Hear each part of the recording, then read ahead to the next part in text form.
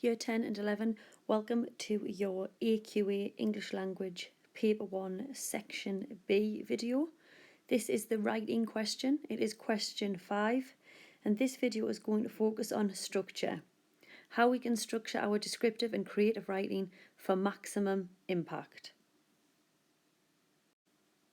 A quick reminder of the assessment objectives for the writing question are here. Assessment objective 5 is communicate clearly, effectively and imaginatively, selecting and adapting tone, style and register for different forms, purposes and audiences. Organise information and ideas using structural and grammatical features to support coherence and cohesion of texts. So basically we're going to be focusing on structure here. So that's kind of that assessment objective. But if you also look in assessment objective 6, where it says that you use sentence structures for clarity, purpose and effect, we're also going to look there. So remember, we are always thinking here in this video about how we can have maximum influence on the reader. Are we structuring our work to manipulate the reader's feelings and emotions and how they respond? So this sounds silly, but first off, what does the word structure mean? Well, the word structure means how something is arranged, how it is organised or constructed. And that is exactly what we need to think of. We've got to get out of the habit of just writing down everything we can think of and start thinking about where we can place certain devices so that the reader is affected. Okay? So we have to be very conscious about what we're doing. If you check out my video for the first video for the writing paper, I go through something called slow writing, and that is a wonderful way of consciously considering where to place things and why. So this is the first thing I just want you to have a look at. So on this slide, I have given you the sentence, she loved him, and I've asked you to add the word only to it in different places to see what happens then. So the first one I've written down is, she loved him only. She only loved him. She loved only him. Only she loved him. Now, again, this is just a very quick thing to show you how structuring sentences can impact meaning. So again, just read those sentences back. She loved him only. She only loved him. She loved only him. Only she loved him. And then there is a slight change in meaning, and that was just one quick way I wanted to show you in terms of punctuation can be very important. I'm going to come to punctuation a little bit later. I've got some questions I want you to consider, and then we're going to look at an extract of Gone Girl and think about order. So these are the questions you should always consider when you are doing your own writing. We can also use this when considering reading as well, on the structure question on the reading section. What is the opening sentence of the paragraph like? What mood does it create? So straight away when we're writing, we've got to think about how we begin. Who or what does the writer get us to focus on at the beginning, and what is the effect? If we're writing about setting, what is the setting? Is there anything particular about the weather or the landscape which creates a certain mood? Again, if you look at my video on slow writing, you describe a tornado, it's all there. Does the focus or the mood change at any point? What is the effect of this change? Pinpoint the exact word or sentence where there is a moment of change. What kind of word or sentence have you picked out? What is the precise effect? Are there any examples of repetition, dialogue, or sentence structures which seem out of the ordinary? What might be the effect of these choices? How does the text finish? How is this different or similar from what you noticed at the start? So there's just a few questions to consider about when you're reading a text, and also when you're doing your own. You always, I think, should start in quite a powerful way, because remember, you're trying to get someone to continue reading, and if they're bored instantly, you're really going to have to struggle to win them over as they read. So consider those questions, and then we're going to look at Gone Girl.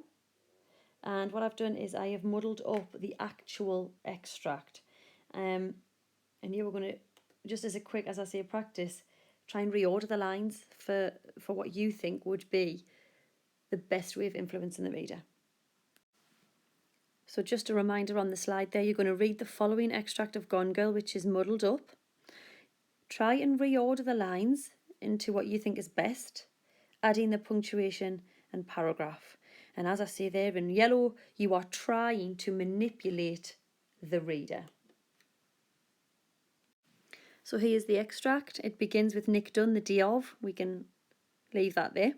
I suppose these questions storm cloud over every marriage. When I think of my wife, I always think of her head. What will we do? Like a shiny hard corn kernel or a riverbed fossil. Her brain, all those coils, and her thoughts shuttling through those coils like fast frantic centipedes. The very first time I saw her, it was the back of the head I saw, and there was something lovely about it. The angles of it. What are you thinking? Amy, what are you thinking? And what's inside it? I think of that too. Her mind, the shape of it to begin with. Thoughts, the question I've asked most often during our marriage, if not out loud, if not to the person who could answer. She had what the Victorians would call a finely shaped head. Who are you? You could imagine the skull quite easily.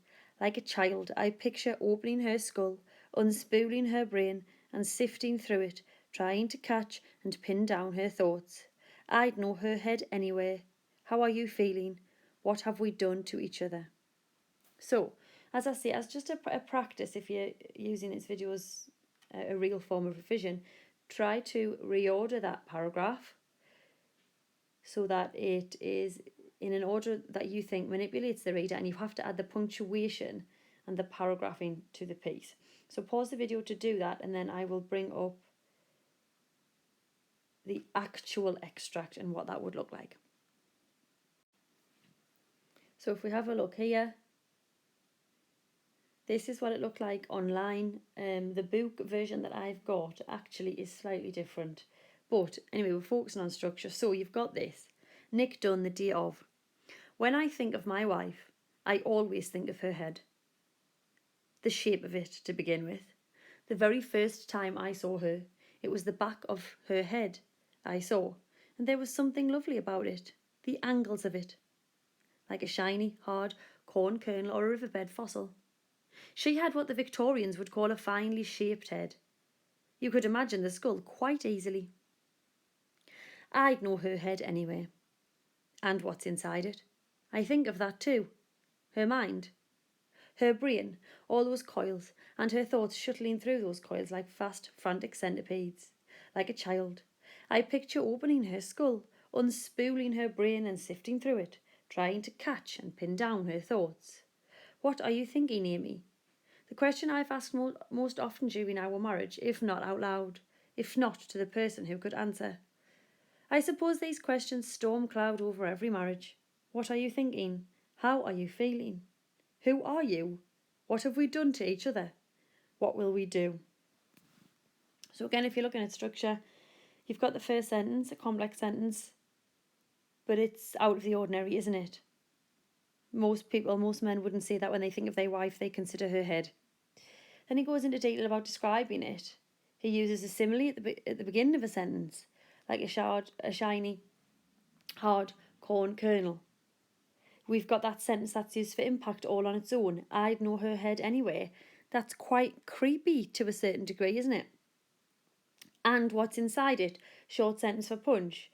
Now, he's saying that he knows his wife very well, but then at the end we've got a bombardment of questions as if actually he doesn't really know his wife. He doesn't really know what she's thinking. You've got the rhetorical questions. You've got a varied use of the comma that works for structural reasons. So that was just to show you that we can structure things very easily without overthinking it for maximum impact. If you really wanted to test yourself, you could answer those questions based on the Gone Girl extract I have given you. If not, we're going to move to just a range of structural devices that we might want to use. I'm going to list what I think is the most obvious structural devices to use and probably the easiest ones, but there's more because I do want to move on to the colon and the semicolon in terms of how they can be used to structure things. So rhetorical question is one of the easiest things. It does manipulate the reader because the reader is forced to consider an answer. Another quite straightforward device to use in terms of really adding punch to something is a one-word sentence. One word sentence can begin a piece, it can end a piece, it can divide paragraphs. You've got to be very careful though, because as I say, the word you select really does have to have power and impact behind it. You can't just put any word there. So again, if you consult my video about slow writing, I start the piece on the thunderstorm and the tornado with the word ominous. So again, it kind of almost creates mood in a single word. So again, consider that. Simple sentences, again, when they are used, they can draw attention to something. I'll use Of Mice and Men as an example just because most people will have read it. When George shoots Lenny, the simple sentence says, he pulled the trigger. Simple sentences, again, can be used as a paragraph all on their own, because usually we want the simple sentence to stand out. We want it to be something that the reader remembers, that the reader is affected by.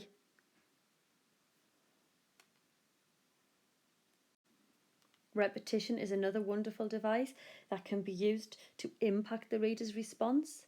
If they are consistently being drawn to something, then it will naturally affect their response and their emotions. Again, make it something worth repeating.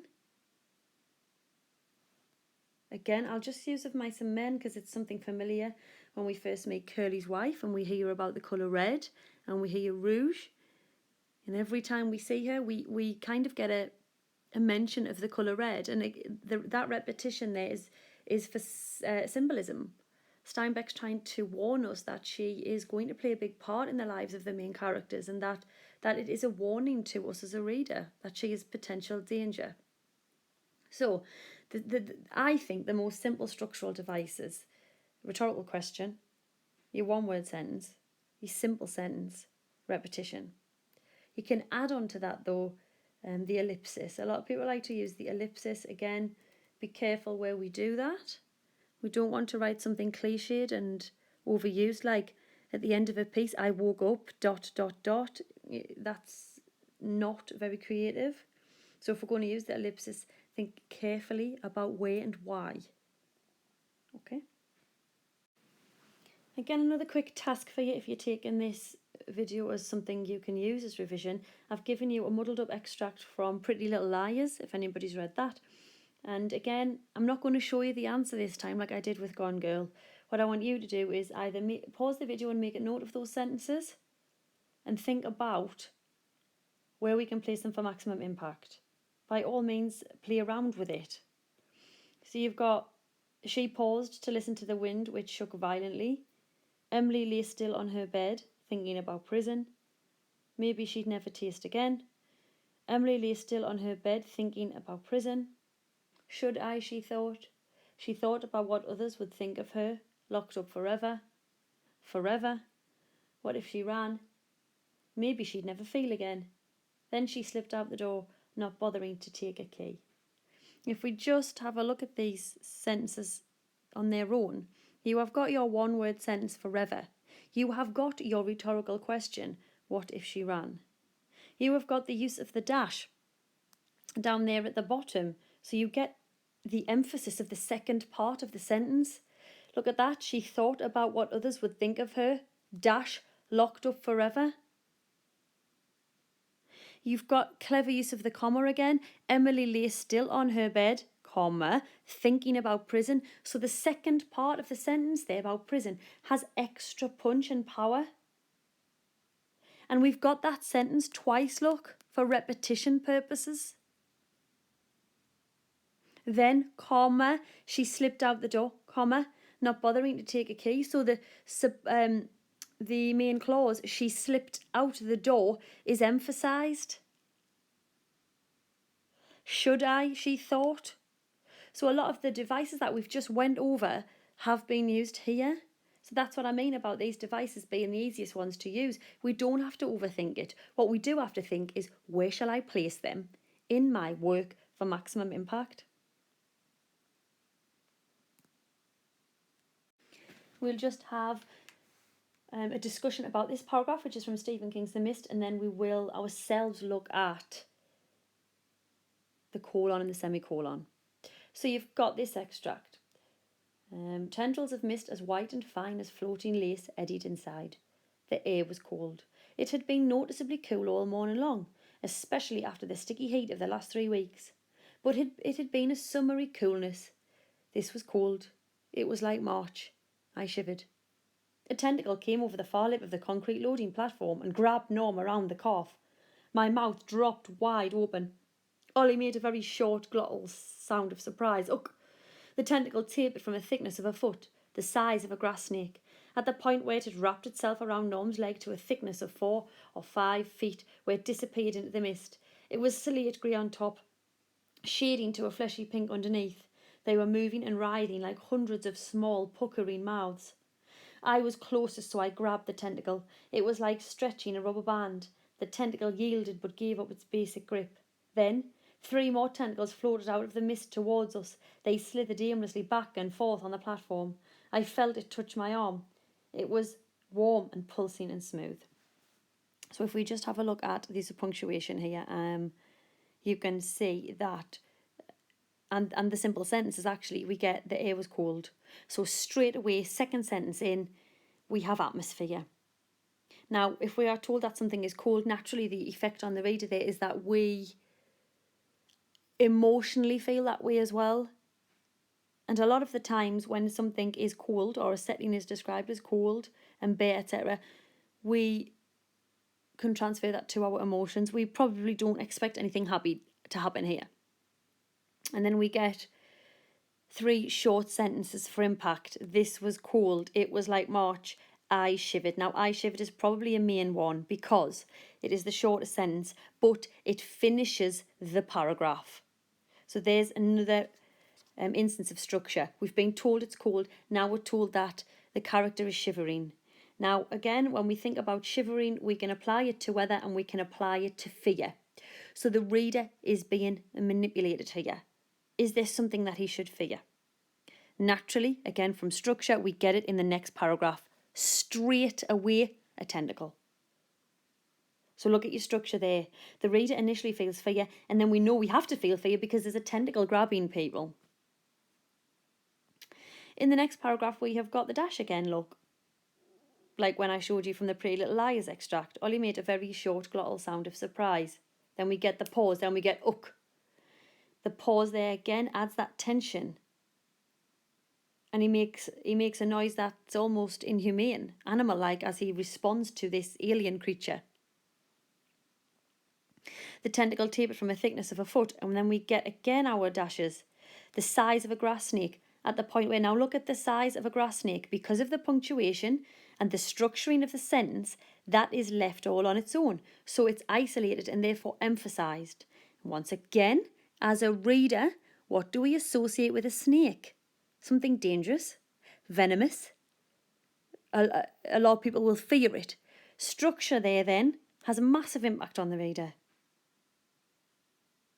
It wouldn't be the same sentence if it said the tentacle was like a grass snake. Okay, so look at the punctuation. It's done on purpose, isn't it? If we move down, the last bit, then comma, look at that. Then comma.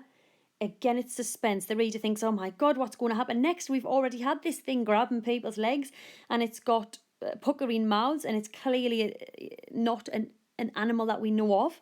Then 3 more tentacles floated out of the mist towards us.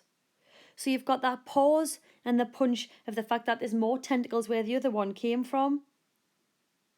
And then look again. Simple sentence. I felt it touch my arm. Bang. The reader thinks, oh my God, the main characters are going to die. There's tentacles floating all over and grabbing people. So look at that. The use of the simple sentence here and the use of punctuation makes the reader fearful and feel tense. I've got some questions that you might want to consider answering based on this before we move to the colon and the semicolon. So here's just 5 questions, again, if you're really testing yourself about this extract. So your questions then are, what is the effect of the short, simple sentence, I shivered, And why does it finish the paragraph? Why does the second paragraph begin with a tentacle? Why does Stephen King use the dash in the following sentence? The tentacle tapered from the thickness of a foot, dash, the size of a grass snake, dash, at the point where it had wrapped itself around Norm's leg. Question 4. Why does the second paragraph end with puckering mouths? And 5. What is the effect of the simple sentence, I felt it touch my arm? Okay, so again, questions to consider, all involving punctuation, structure, sentence choice. We will now look at colon and semicolon. The semicolon then is used to separate two closely related clauses. For example, Bill was going bald, semicolon, his hair was falling out.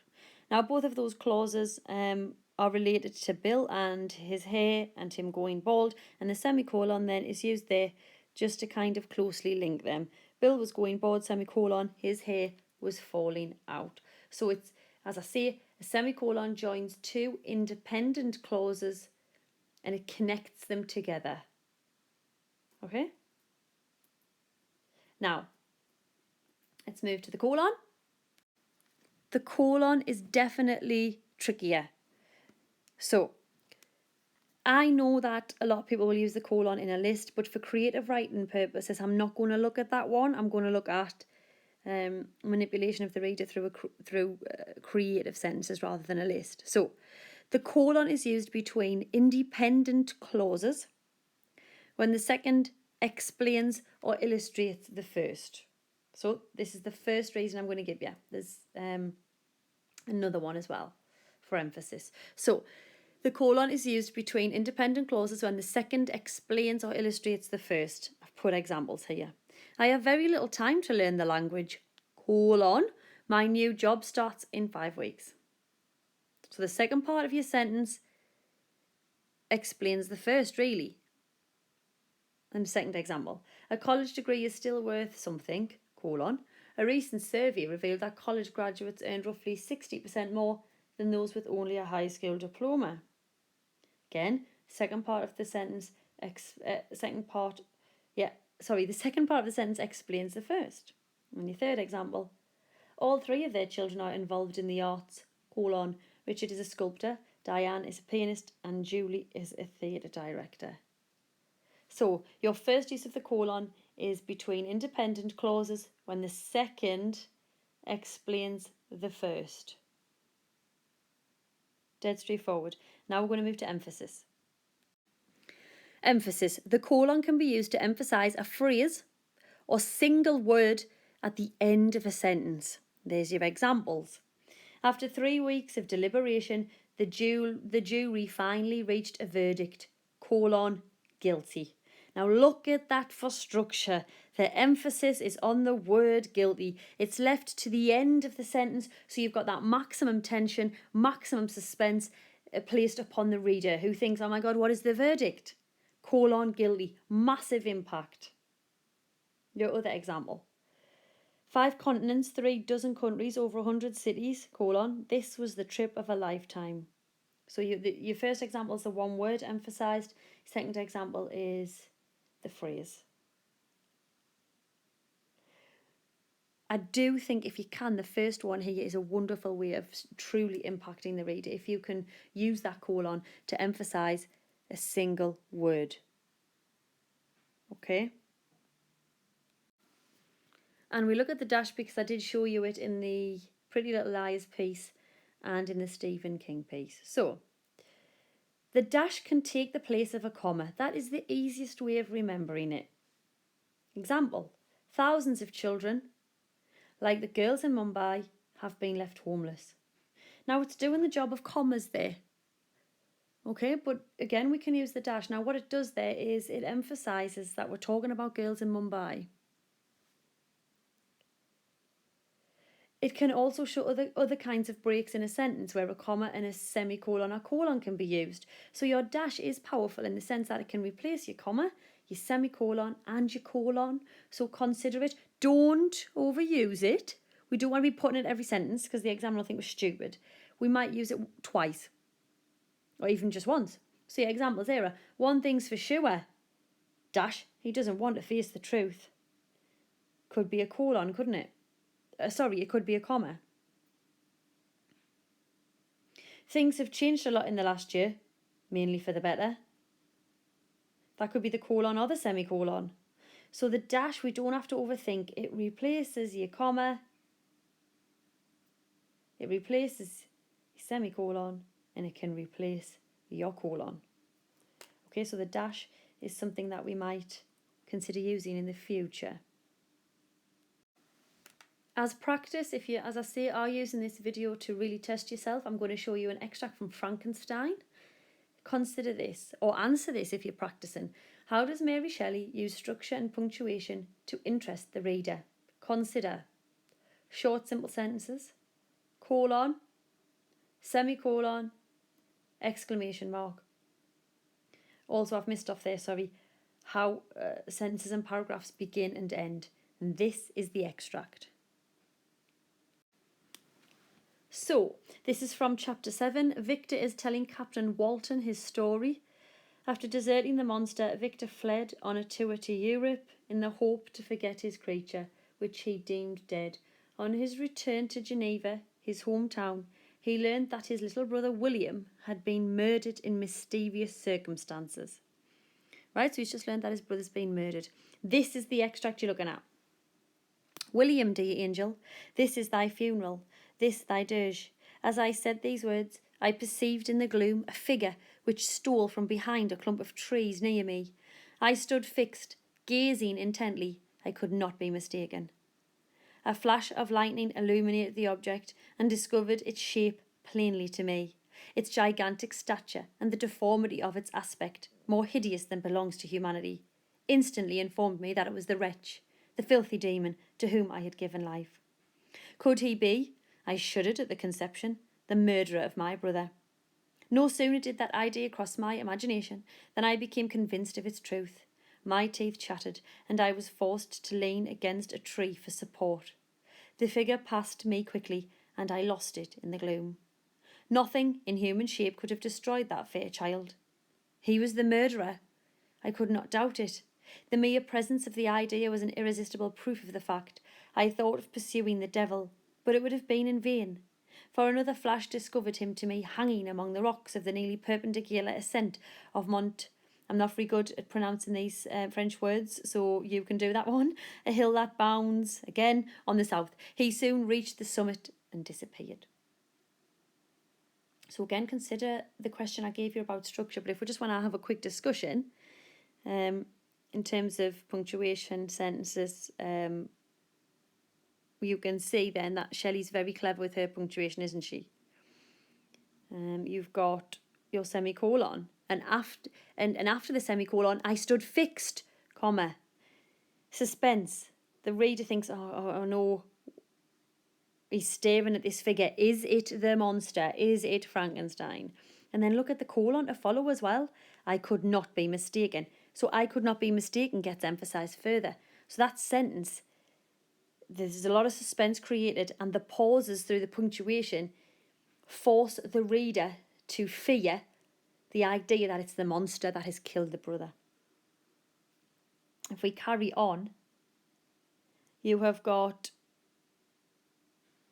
the use of the commas here, which segregate the filthy demon.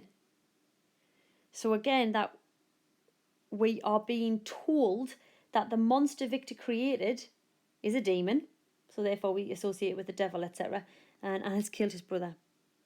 And after that, look, to whom I had given life. So it's his own fault that his brother has died. And then look at the next sentence. It does use brackets. I know we haven't discussed that, but actually brackets, again, do the same as the dash and the comma. Could he be? I shuddered at the conception, the murder of my brother. So the bit in your brackets is emphasised, that he's petrified that the monster he's made's killed his brother. And we've got our rhetorical question, which I've told you is a key thing for structure. He was the murderer. Simple sentence with an exclamation mark. So it's got that huge emotive factor. It's the emotion of guilt. He has caused the death of his own brother. Simple sentence again, I could not doubt it. So two very powerful short sentences. He was the murderer. I could not doubt it. And look at the final sentence there. He soon reached the summit, comma, and disappeared.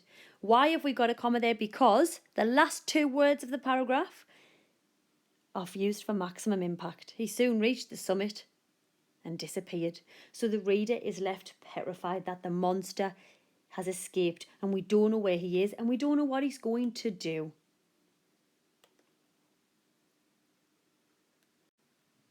As additional practice, what I've done is I've added a clip from the other Boleyn girl. It is just before Anne Boleyn is beheaded. The task I've got for you, if you do want to practice, I'll show you after the clip. So if you just watch this clip, the task I'm going to show you, for the girls it is to consider their Anne Boleyn, and if you're a boy you might consider your Henry VIII. So just watch carefully. It's just before Anne Boleyn is beheaded. Her sister Mary has asked the king to forgive her and not kill her, and the king is going to say no. So just watch the clip and then I'll bring up the task.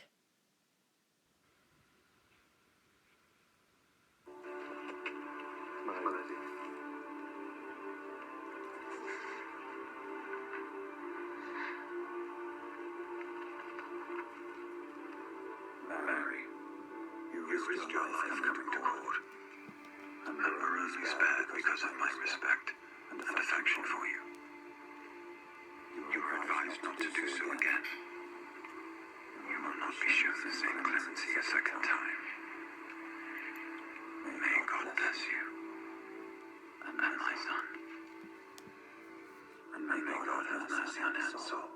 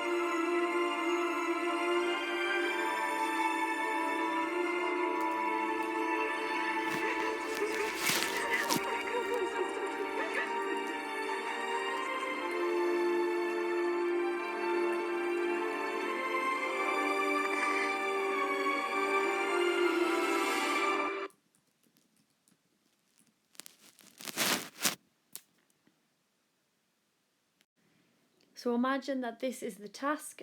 Imagine you are Anne Boleyn, describe waiting to be beheaded. Or imagine you are King Henry VIII and you have sentenced your wife, the Queen of England, to death.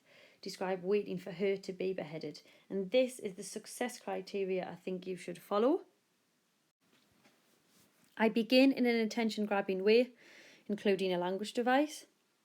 I use a one-word sentence effectively.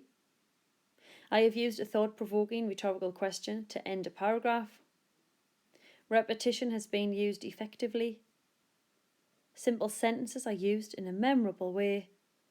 I have used the colon, semicolon, and dash effectively. So, all in all, this video was used to show you structure in terms of reading and writing. When we're writing, as I say, you consciously need to consider how to manipulate the reader. I've given you a list of devices. I've shown you a few extracts, Pretty Little Liars, Frankenstein, Stephen King. You need to think carefully about the devices I've told you, and more importantly, where you place them in the paragraph. Do they have impact? Is your rhetorical question used at the end of a paragraph so the reader has a long time to consider the question? Is it used at the beginning? Do you ask a question then answer it even? When you use your punctuation, such as your colon and your semicolon and your dash, are you using it so the reader is manipulated to some degree? Like the colon with the one word emphasised after it with the word guilty was fantastic. So I hope this video has been useful. Please check out my other video on the writing paper, which goes through slow writing, and again that will help you consciously consider structure. If you need any more of my videos, just type Stacey Ray into YouTube, STACEY, and Ray is REAY, and good luck in your English language exam.